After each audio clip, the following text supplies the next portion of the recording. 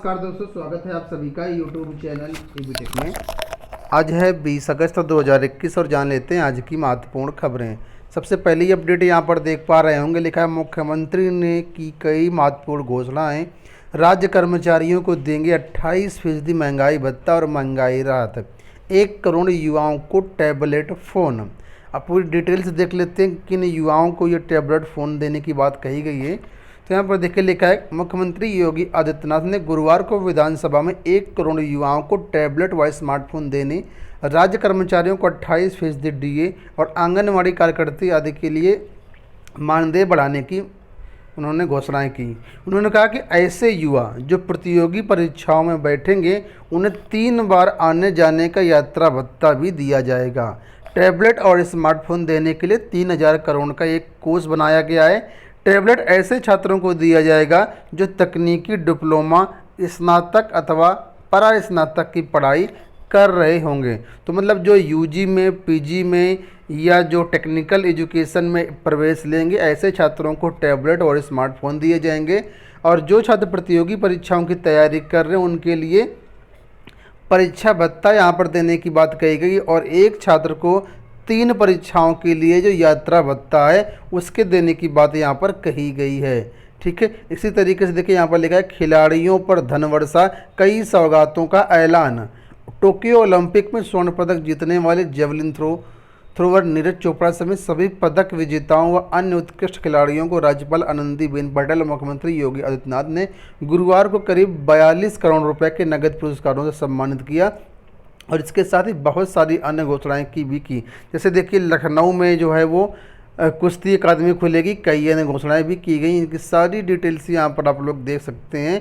मेरठ में जो है खुलने वाली स्पोर्ट यूनिवर्सिटी ध्यानचंद के नाम से बनेगी और इसमें छात्रावास वगैरह की सुविधा भी होगी।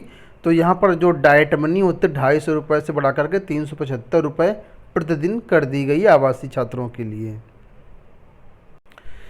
और देखिए यहाँ पर भी दिया गया है कि 28 लाख कर्मचारियों पेंशनरों को मिलेगा बढ़ा डीए व डीआर। अभी तक प्रदेश में 17% डीए जो मिल रहा था, अब इसको बढ़ा करके 1 जुलाई से 28% कर दिया गया है। आप लोग जानते होंगे कि 1.5 साल से डीए में कोई भी इंक्रीमेंट नहीं हुआ था, कोरोना के कारण ये सब बंद था।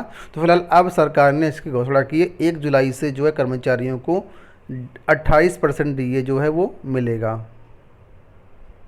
लोक सेवा आयोग की बात करते हैं तो लोक सेवा आयोग से एक देखिए अपडेट आ रही है कि स्टाफ नर्स के आवेदन की तिथि बढ़ी।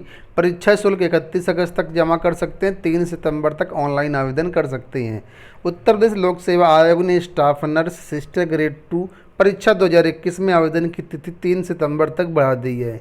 अभ्यर्थी अब ऑनलाइन परीक्षा शुल्क 31 अगस्त तक और ऑनलाइन आवेदन 3 सितंबर तक कर सकते हैं। इससे पहले आयोग की वेबसाइट में जो आवेदन करने की अंतिम तिथि थी वो 16 अगस्त निर्धारित थी। तो कुल मिलाकर के अभ्यर्थियों को सहूलियत देते हुए एक बार फिर से यहाँ पर जो आवेदन की डेट है वो बढ़ा दी गई है। ठीक है, बढ़ते हैं अगली अपडेट की तरफ। यहाँ पर डीएलएड को लेकर के अपडेट है। यहाँ पर तस्वीरें आप लोग देख सकते हैं। लिखा है, डीएलएड बैक प्रशिक्षुओं ने किया परीक्षा नियामक सचिव का घेराव। डीएलएड बैक प्रशिक्षुओं ने बृहस्पतिवार को परीक्षा नियामक प्राधिकारी कार्यालय पर प्रदर्शन किया। इस दौरान की सचिव की कार का घेराव कर प्रशिक्षुओं ने अपनी मांग रखी।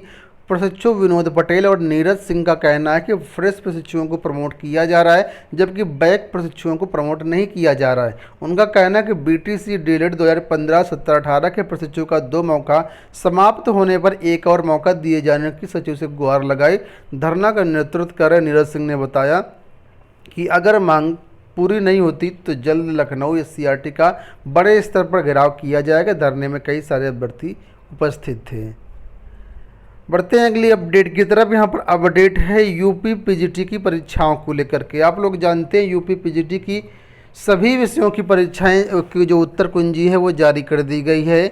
18 अगस्त को इसमें से परीक्षा वाले दिन ही 17 अगस्त की 10 विषयों की जो परीक्षा थी उसकी उत्तर कुंजी 18 तारीख को जारी कर दी गई थी। और 19 तारीख को यानी कल जो है करीब 13 विषयों की उत्तर कुंजी जारी कर दी गई है। तो पीजीटी के सभी विषयों की उत्तर कुंजी जारी हो चुकी है। आप लोग gov.center.com से डाउनलोड कर सकते हैं।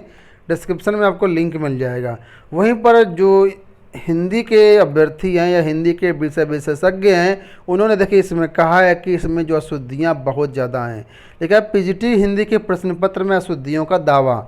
उत्तर प्रदेश माध्यमिक शिक्षा सेवा चयन बोर्ड की ओर से आयोजित प्रवक्ता संवर्ग की परीक्षा में हिंदी के प्रश्न पत्र में त्रुटियां होने का दावा कर सवाल उठाए गए हैं। कहा है कि 90% प्रश्न और उनके विकल्प में प्रयुक्त किए गए शब्द, वाक्य विन्यास, विकल्प में मूल तथ्य, व्याकरण आदि की दृष्टि से अशुद्ध है।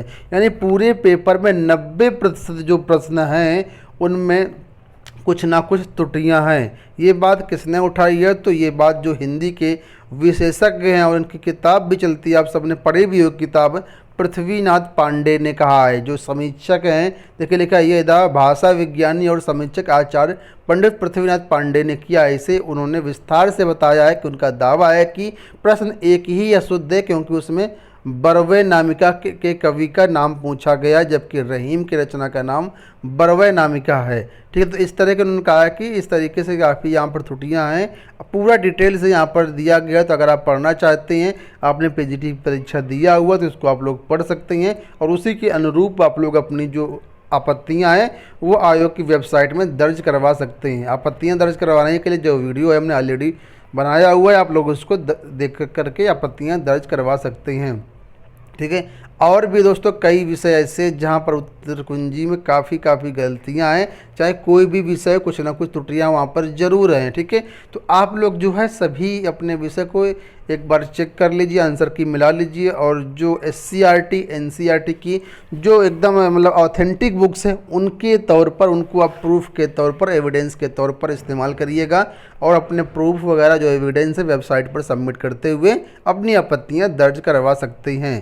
परीक्षा जो है चयन बोर्ड जो है कि वो अपना विशेषज्ञों से राय लेते हुए उनको आपको संशोधित करते हुए रिवाइज आंसर की जारी करेगा।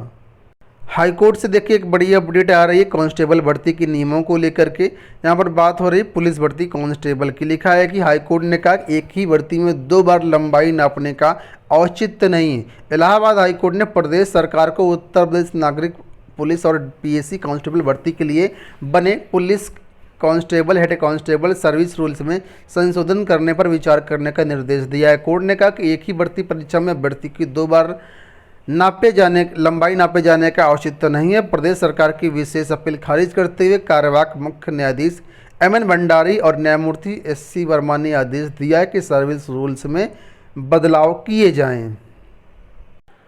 BBU में प्रवेश परीक्षा के लिए आवेदन 6 तक जो भी अभ्यर्थी आवेदन करना चाहते हैं, भीमराव अंबेडकर विश्वविद्यालय में प्रवेश के लिए आवेदन फॉर्म भरने की प्रक्रिया शुरू हो चुकी है और इस वर्ष यानी विश्वविद्यालय अपनी प्रवेश परीक्षा नेशनल टेस्टिंग एजेंसी के माध्यम से करवा रहा है। तो NTA की वेबसाइट से आप लोगों को यहाँ पर बाबा साहब भीमराव अंबेडकर विश्वविद्यालय लखनऊ में प्रवेश दिए जाएंगे। ज़्यादा जानकारी आप लोग वेबसाइट से प्राप्त कर सकती हैं। वहीं पर PhD की प्रवेश परीक्षा 21 से होगी। लखनऊ विश्वविद्यालय में जो लोग PhD और स्नातक दाखिले के लिए प्रवेश परीक्षा देना चाहते हैं तो 21 अगस्त से इनकी प्रवेश परीक्षाएँ शुरू हो रही हैं, 31 अगस्त तक ये चलेंगी। और UG की प्रवेश परीक्षा के दौरान जो कक्षाएं हैं वो लखनऊ विश्वविद्यालय में नहीं चलेंगी। उसके बारे में यहाँ पर पूरी अपडेट दिया गया कि विश्वविद्यालय परिसर में ही होंगी। 24 से 31 तक की UG की प्रवेश परीक्षा और इस दिन कक्षाएं जो है संचालित नहीं होंगी। UPSSC PT की परीक्षा 24 अगस्त को हो रही है। इसमें अलग अलग जिलों द्वारा तैयारियां शुरू कर दी गई। देखिए लिखा है यहाँ पर श्रावस्ती जिले की अपडेट है कि PT परीक्षा संपन्न कराने को लेकर कलेक्ट्रेट में चलाया गया प्रशिक्षण शिविर। PT परीक्षा को कैसे संपन्न कराना है इसके लिए पूरी ट्रेनिंग वगैरह दी जा रही है। तो यहाँ पर देखिए लिखा है कि सभी प्रश्न पत्र व OMR जो पुस्तिकाएं हैं सीलबंद अवस्था में ही परीक्षा केंद्र के कंट्रोल रूम में व परीक्षा कक्ष में प्राप्त की जाएंगी। परीक्षा समाप्ति के उपरांत निर्धारित प्रक्रिया के उपरांत अभ्यर्थियों की उपस्थिति में 2 अभ्यर्थियों के हस्ताक्षर प्राप्त कर सीलबंद किए जाने के उपरांत सीलबंद अवस्था में परीक्षा केंद्र से केंद्र अधीक्षक अथवा कंट्रोल रूम तक ले जाने चाहिए। यानी यहाँ पर जो आपकी OMR सीट होगी, जो क्वेश्चन पेपर होंगे वो सब कक्षा में ही सील किए जाएंगे और उसमें 2 अभ्यर्थियों की जो साइन है वो भी उनको करवाना पड़ेगा। यानी जो सीलिंग का काम होगा, पैकिंग का काम होगा वो क्लासरूम में ही किया जाएगा और जब तक सीलिंग नहीं होगी तब तक विद्यार्थियों को कक्षा छोड़ करके बाहर नहीं आना है। ठीक है, तो सारी जानकारी यहाँ पर दी गई है। उत्तर प्रदेश में जो कक्षा 1 से 5 के और 6 से 8 के विद्यालय खुलने जा रहे हैं, 23 अगस्त से जूनियर के विद्यालय खुलेंगे। और यहाँ पर देखिए विधान परिषद में वार्ता के दौरान ये बताया गया है कि जो है वहाँ पर उपस्थिति छात्रों की अनिवार्य नहीं है। अगर छात्र आना चाहते हैं तो आए विद्यालय, नहीं आना चाहते हैं तो ना आए। और यहाँ पर देखिए ये भी स्पष्ट किया गया है कि जो है वो अगर कोई संकेत मिलता है इस तरीके का कोरोना वाला का, तो ये विद्यालय बंद भी किए जा सकते हैं। ज़रूरी नहीं है कि ये विद्यालय चलते ही रहेंगे, जैसी स्थिति होगी उसी के अनुरूप जो विद्यालय ये खोले जाएंगे। उत्तर प्रदेश में 22,000 शिक्षक भर्ती जोड़ने का जो अभियान काफ़ी दिनों से चल रहा है। बहुत सारे छात्र जो पानी की टंकी पर अभी चढ़े हुए हैं, अनवरत जो है धरना प्रदर्शन कर रहे हैं। और इसको देखिए यहाँ पर आप लोग जानते होंगे IPS के जो जबरन सेवानिवृत्त हैं अमिताभ ठाकुर गुरुवार को निषादगंज में शिक्षक भर्ती अभ्यर्थियों से मिलने गए। और उन्होंने कहा कि देखिए कि अमिताभ ने कहा कि सैकड़ों अभ्यर्थी कई दिनों से धरना दे रहे हैं, कई टंकी पर चढ़कर बैठे हैं और 7 अभ्यर्थी आमरण अनशन पर हैं। इसके बाद भी योगी सरकार मामले का निस्तारण नहीं कर रही है। तो इस तरीके से यहाँ पर अपडेट है। हालांकि ये अभ्यर्थी बहुत दिनों से धरना प्रदर्शन कर रहे हैं, लेकिन सरकार इसमें कोई भी प्रतिक्रिया नहीं दे रही है। और कानूनी रूप से देखा जाए तो सरकार का कहना है कि सीटें नहीं जुड़ सकती हैं। तो ये हो गई दोस्तों आज की सारी अपडेट। आशा करते हैं वीडियो पसंद आया होगा। फिलहाल इस वीडियो में इतना ही। धन्यवाद।